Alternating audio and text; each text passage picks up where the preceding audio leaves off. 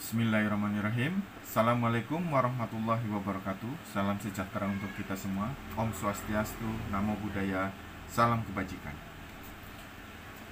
Perkenalkan, nama saya Faisal Asmi Bahtiar dari SD Negeri Negla 4, Desa Negla, Kecamatan Losari, Kabupaten Brebes. Di sini saya akan memberikan informasi mengenai bimbingan teknis guru belajar seri asesmen kompetensi minimum untuk tingkat SD sebagai syarat dari mengikuti BIMTEK ini, yaitu membuat yang namanya video informasi, video pengimbasan ya. Tujuan dari program guru belajar seri asesmen kompetensi minimum adalah untuk memahami konsep asesmen nasional itu sendiri, memahami bentuk pelaksanaan asesmen nasional, menganalisis contoh asesmen literasi membaca pada asesmen kompetensi minimum, menganalisis contoh asesmen numerasi pada asesmen kompetensi minimum, membaca dan memindaklanjuti laporan hasil AKM, melakukan pengimbasan dengan mengajak rekan guru yang lain untuk mengikuti program guru belajar seri AKM. Nah, siapa saja yang bisa menjadi peserta program guru belajar seri asesmen kompetensi minimum? Yaitu semua guru, kepala sekolah, pengawas SD, SMP, dan SMA atau SMK. Kemudian SDLB, SMPLB, dan SMALB juga guru-guru dan kepala sekolahnya bisa mengikuti seri AKM ini. Selanjutnya, peserta yang berasal dari Pusat Kegiatan Belajar Masyarakat AKBM yang sederajat dengan SD, SMP, dan SMA. Dan yang terakhir, telah memiliki akun SIM PKB. Selanjutnya, jadwal pelaksanaan. Berikut adalah jadwal pelaksanaan program berdasarkan tahapannya. Bisa dilihat di slide ya, di layar. Yaitu pendaftaran dengan memilih jadwal BIMTEK yang tersedia antara 22 Desember 2020 sampai 23 Februari 2021. Kemudian pengimbasannya itu di tanggal 9 Januari sampai 27 Februari 2021. Pola. Di sini apa serunya belajar bersama di program guru belajar seri asesmen kompetensi minimum? Ya, tentunya lebih fleksibel, lebih mudah, dan lebih kolaboratif. Tahapannya, apa saja tahapan program guru belajar seri asesmen kompetensi minimum? Yang pertama adalah tahap 1, diawali dengan BIMTEK, meliputi orientasi mengenai latar belakang, tujuan umum, kebijakan, dan alur program guru belajar seri AKM ini. Kemudian tahap selanjutnya ada BIMTEK, di mana kita akan memperinformasi mengenai asesmen nasional, kemudian pengertian dari literasi dan numerisasi, bagaimana pelaksanaannya, konsepnya, dan lain sebagainya. Tahap kedua adalah pengimbasan. Pengimbasan adalah peserta diharapkan dapat menjadi bagian perubahan pendidikan dengan mengirimkan video di YouTube tentang cara kita mengajak kepada teman-teman kita untuk mengetahui dan mengikuti program guru belajar seri AKM ini. Hasil yang akan didapatkan bagi kita dalam mengikuti AKM ini adalah, yang pertama, tentunya kita memperoleh pengalaman belajar yang seru. Selanjutnya, pengalaman belajar bersama sesama guru, kepala sekolah, pengawas, dan PKBM sederajat. Pemahaman terhadap asesmen kompetensi nasional dan sertifikat serta piagam. Nah, di sini saya akan memberikan sedikit informasi mengenai pengetahuan yang telah saya dapatkan setelah mengikuti BIMTEK ini. Yang pertama, apa pentingnya asesmen nasional? Ini di latar belakang. Peningkatan mutu sistem pendidikan tidak hanya berorientasi pada penugasan materi pelajaran, nilai ujian, ataupun sebutannya. Keberhasilan sistem pendidikan lebih difokuskan pada pencapaian kompetensi siswa yang memiliki pengetahuan, keterampilan, dan sikap. Terlebih pada era transformasi pendidikan abad ke-21, di mana arus perubahan menuntut siswa menguasai berbagai kecakapan hidup yang esensial.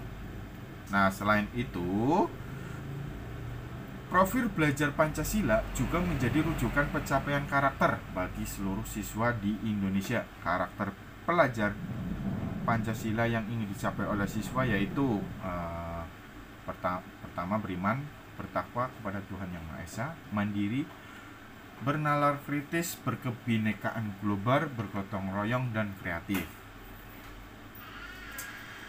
Keterkaitan asesmen nasional dengan kecakapan abad 21 dan profil belajar Pancasila dapat dilihat pada layar. Di situ terdapat kolom-kolom. Kemudian asesmen nasional adalah program penilaian terhadap mutu setiap sekolah. Ya, di sini ditekankan bahwa asesmen nasional adalah program penilaian terhadap mutu setiap sekolah, madrasah, dan program kesetaraan pada jenjang dasar dan menengah. Jadi ini bukan untuk melihat nilai peserta didik, tapi meningkatkan mutu setiap sekolah. Di mana AKM ini bertujuan untuk mengukur kompetensi mendasar literasi membaca dan numerasi siswa, bukan hasil belajar kognitifnya, survei karakter, dan survei lingkungan belajar. Tujuan umum dari AKM ini adalah yang pertama, asesmen nasional secara umum bertujuan sebagai peta awal mutu sistem pendidikan secara nasional. Selanjutnya, yang kedua, asesmen nasional tidak akan digunakan untuk mengevaluasi kinerja sekolah maupun daerah. Di sini, asesmen nasional memberikan gambaran tentang karakteristik esensial sebuah sekolah, ya. Kemudian tujuan dan manfaat asesmen nasional. Manfaat asesmen nasional sebagai potret kualitas pembelajaran, sebagai umpan balik peningkatan kualitas, dan dasar untuk menyusun program peningkatan kualitas. Kebijakan. Kebijakan ini diambil sebagai tolak ukur perubahan antara ujian nasional dengan asesmen nasional, di mana kebijakan pelaksanaan asesmen nasional juga berangkat dari evaluasi yang dilakukan terhadap ujian nasional yang telah berlangsung selama ini. Beberapa poin evaluasi berikut menjadi pertimbangan untuk menghentikan pelaksanaan ujian nasional dan menetapkan penyelenggaraan asesmen nasional. Yang pertama, butir-butir soal UN hanya mengukur kemampuan kognitif. UN kurang dapat dimanfaatkan guru untuk memperbaiki kualitas pembelajaran. UN kurang optimal sebagai alat untuk mengevaluasi mutu pendidikan. Membandingkan asesmen nasional dengan ujian nasional, bisa dilihat pada layar. Ada beberapa kriteria pembanding, diantaranya tujuan pelaksanaannya, jenjang penilaiannya, level siswa, subjek siswa, model soal, sasaran penilaian, dan metode penilaian. Di situ bisa dilihat lebih jelas dalam layar.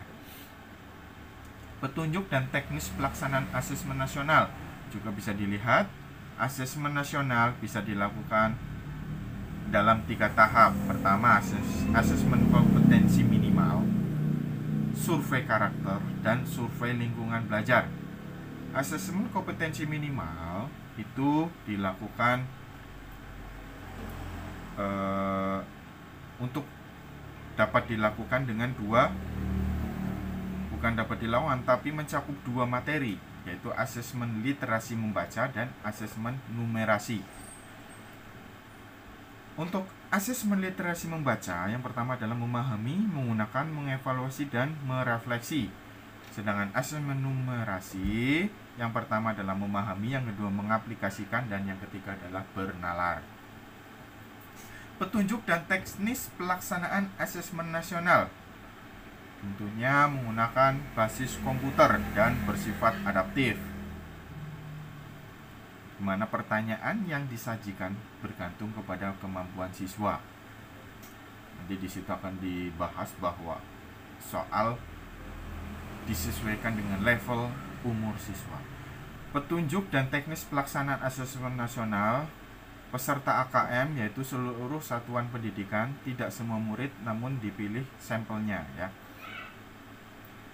Petunjuk dan teknis pelaksanaan asesmen nasional terkait jadwal pelaksanaan itu bisa dilihat pada layar. Untuk jenjang hari pertama, hari kedua sudah jelas di situ. Kemudian alur program guru belajar seri AKM, di mana pada kriteria peserta asesmen nasional meliputi seluruh satuan pendidikan, tidak semua murid yang tadi saya jelaskan.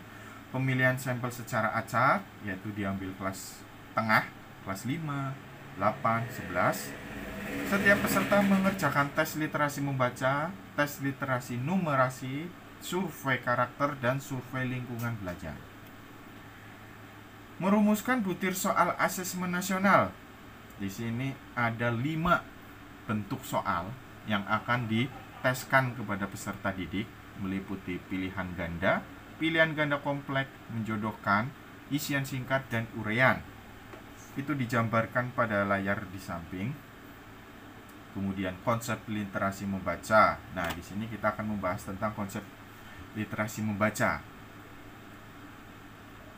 Literasi membaca termasuk dalam kompetensi yang paling mendasar yang ingin dievaluasi dalam asesmen kompetensi minimum. Literasi baca dan tulis adalah pengetahuan dan kecakapan untuk membaca, menulis, mencari, menelusuri, mengolah, dan memahami informasi untuk menganalisis, menanggapi, dan menggunakan teks tertulis untuk mencapai tujuan, mengembangkan pemahaman dan potensi, serta untuk berpartisipasi di lingkungan sosial. Nah, literasi membaca ini, konsep literasi membaca ini sangat penting, di mana perkembangan pengetahuan seorang anak itu tergantung pada kemampuan dia untuk melakukan literasi. Karena semakin besar pengetahuan, maka bisa dilihat dia itu memiliki kemampuan membaca, menulis, mencari, menelusuri, mengolah yang bagus gitu ya. Tanpa adanya kemampuan literasi ini, mau bagaimanapun caranya, siswa akan mengalami kesulitan, terlebih di masa teknologi sekarang ini. Anak-anak harus bisa pintar dalam konsep literasi. Mengenal asesmen kompetensi minimum literasi membaca. Nah, di sini komponen AKM literasi membaca ada 3, yaitu konten, proses kognitif, dan konteks. Menganalisis tahap asesmen literasi membaca tingkat SD itu ada 3 level. Level pertama untuk kelas 1 dan 2 itu bisa dilihat ada 1, 2, 3, 4, 5 item. Kemudian yang kedua pada level pembelajaran 2 untuk kelas 3 dan 4 itu ada 4. Jadi untuk pada level pembelajaran 3 untuk kelas 5 dan 6. Jadi semakin bertambah, dari level 1 ada 5, kemudian di level 2 ditambah lagi 4 gitu ya. Kemudian di level ke-3 ditambah lagi. Jadi ditambah 1 gitulah. Jadi di level pertama ada 5 komponen. Kemudian di level 2 ada 5, 6, 7, 8, 9 komponen. Dan di level 3 itu ada 10 komponen seperti itu. Konsep numerasi. Nah, setelah kita membahas tentang konsep literasi, selanjutnya adalah numerasi. Literasi adalah kemampuan seorang anak dalam bidang membaca, menulis, intinya memahami simbol-simbol untuk memahami pengetahuan baik di dalam internet, di dalam buku, maupun di dalam media seperti audiovisual. Nah, sedangkan konsep numerasi termasuk dalam kompetensi yang paling mendasar juga. Namun di sini lebih kepada kompetensi yang mencakup pengetahuan, keterampilan, perilaku, dan disposisi yang dibutuhkan siswa untuk menggunakan matematika dalam cakupan dan situasi yang lebih luas. Numerasi menuntut siswa untuk mengenali dan memahami peran matematika di dunia, memiliki disposisi dan kapasitas untuk menggunakan pengetahuan dan keterampilan matematika untuk memecahkan masalah dalam kehidupan nyata atau sehari-hari. Nah, asesmen kompetensi minimum numerasi ini terdiri dari 3 level, ya. Ketiga level tersebut adalah pemahaman, penerapan, dan penalaran. Sedangkan komponen itu sendiri ada konten, proses kognitif, dan konteks. Bisa dilihat lebih jelasnya di layar. Kemudian menganalisis tahap asesmen numerasi tingkat SD itu dibagi ke 3 level. Level pertama itu untuk kelas 2, level kedua untuk kelas 4, dan level ketiga untuk kelas 6. Dimana untuk level 1 terdapat 3 konten yang dipelajari, yaitu bilangan, geometri, dan pengukuran serta aljabar. Itu adalah ketiga konten yang dipelajari. Level 2 dan 3 terdapat 4, yaitu konten pada level 1 ditambah data dan ketidakpastian. 4 kategori tingkat penguasaan kompetensi. Ya, yang pertama kompetensi literasi yang sebelumnya kita bahas itu dikelompokkan menjadi 4, yaitu perlu intervensi khusus, murid belum mampu menemukan dan mengambil informasi, seperti itu ya. Kemudian pada kelompok dasar, murid mampu menemukan dan mengambil informasi. Kemudian pada tahap cakap, murid mampu membuat interpretasi dari informasi tersebut secara implisit. Dan pada tahap mahir, murid mampu mengintegrasikan beberapa informasi lintas teks, seperti itu ya. Kemudian pada tahap numerasi, pada bagian numerasi terdapat 4 kelompok sama, di mana pada kelompok perlu intervensi khusus, murid hanya memiliki pengetahuan matematik yang terbatas. Pada kelompok dasar, murid memiliki keterampilan dasar matematika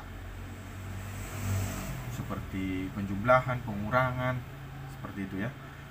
Kemudian pada kelompok cakap, murid mampu mengaplikasikan pengetahuan matematika yang dimiliki dalam konteks yang lebih beragam. Pada tahap mahir, murid mampu bernalar untuk menyelesaikan masalah kompleks serta non-rutin berdasarkan konsep matematika yang dimilikinya. Menjelaskan perbedaan pembelajaran berbasis kompetensi dengan berbasis konten. Pembelajaran berbasis kompetensi berpusat pada kebutuhan, sedangkan konten berpusat pada materi pembelajaran. Berbasis kompetensi belajar untuk memahami konsep dan keterampilan, sedang pembelajaran berbasis konten belajar untuk cakupan materi. Pada kolom ketiga, pembelajaran berbasis kompetensi menunjukkan kinerja dengan menerapkan konsep, sedangkan pembelajaran berbasis konten menjawab serangkaian pertanyaan tes berdasarkan topik. Pada kolom keempat, pembelajaran berbasis kompetensi, pembelajaran terkait dengan konteks kehidupan nyata siswa, sedangkan pembelajaran berbasis konten, pembelajaran kurang atau tidak terkait dengan konteks kehidupan nyata siswa. Orientasi pada proses dengan penguasaan kompetensi.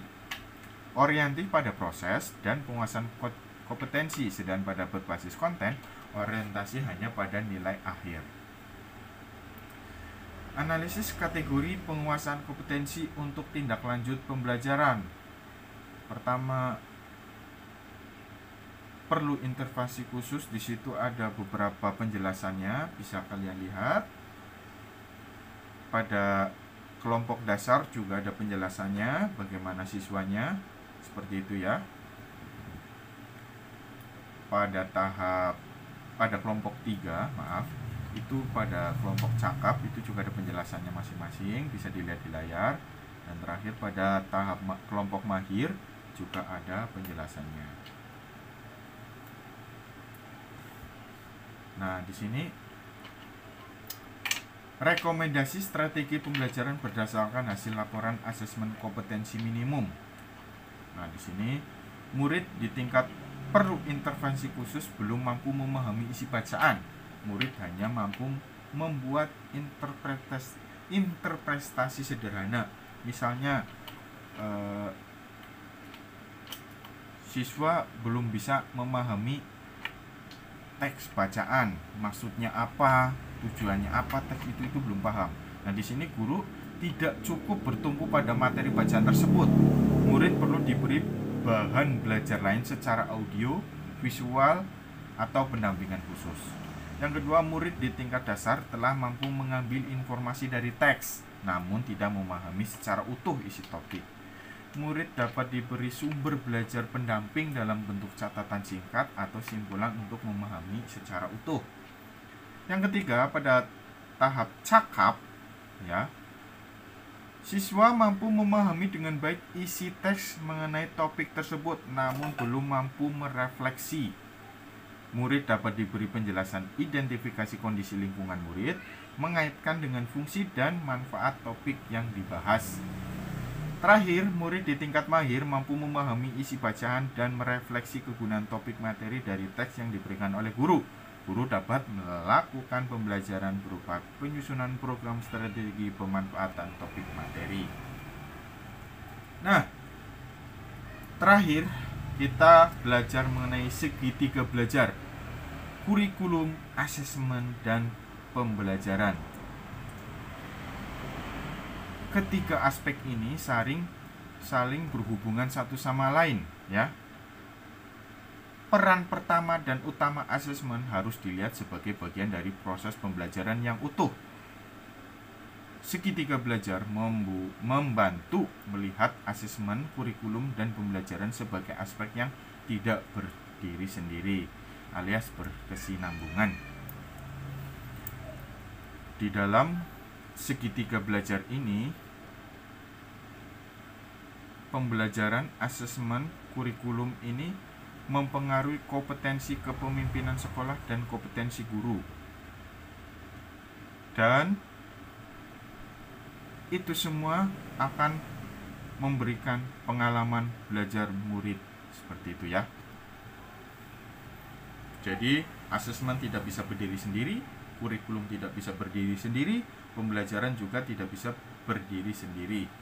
Ketiganya saling berkesinambungan dan saling berhubungan antara kompetensi kepemimpinan sekolah dan kompetensi guru, yang nantinya akan memberikan pengalaman belajar murid yang relevan dan menghasilkan sumber daya manusia yang sesuai tujuan pendidikan yang akan dicapai. Seperti itu. Demikian untuk video pembahasan dari saya. Saya harap teman-teman sekalian, teman-teman guru di luar sana yang belum mengikuti program ini segera mengikuti, dan kalau tidak sempat atau tidak memiliki kesempatan waktu untuk mengikuti, bisa melihat video kami atau bisa mengunduh PowerPoint yang saya buat di bagian deskripsi video ini, karena pada dasarnya kita sebagai guru itu harus belajar dan terus belajar. Seperti itu, ya. Demikian video dari saya. Apabila ada salah kata, saya mohon maaf yang sebesar-besarnya. Ini hanya sebuah tugas dan ini hanya sebuah informasi untuk berbagi, untuk saling memberikan pengetahuan. Demikian, wassalamualaikum warahmatullahi wabarakatuh. La la la.